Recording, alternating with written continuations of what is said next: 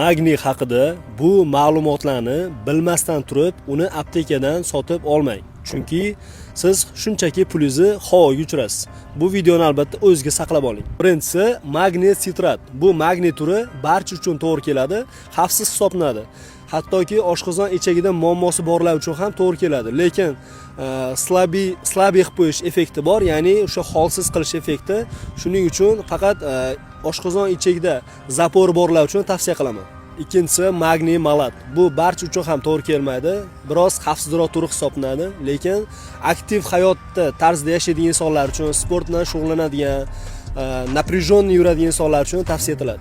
Endokrinolog sifatida barchaga tavsiya qiladigan magniy glitsinat. Magniy hamda glitsin bu yuqori stress bilan yuradigan insonlar uchun juda ham to'g'ri keladi va ayniqsa ozolmayotgan insonlar uchun stressni kamaytirish bu eng yaxshi ma'qulroq hisoblanadi. Shuning uchun magniy glitsinat ham ozolmayotgan, ham stress, depressiyada yurgan insonlar uchun to'g'ri keladi. To'rtinchisi magniy trionat. Buni ko'proq uyqu bilan muammosi borlar uchun tavsiya etaman, hattoki bosh miyada qon aylanishini yaxshilashga yordam beradi. Beshinchisi magniy aratat.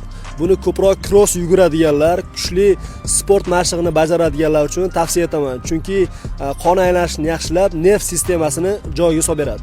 Sizchi magniyni qaysi turini qabul qilasiz va sizda sanab o'tgan qaysi holatlar mavjud? Kommentariyada yozib qoldiring.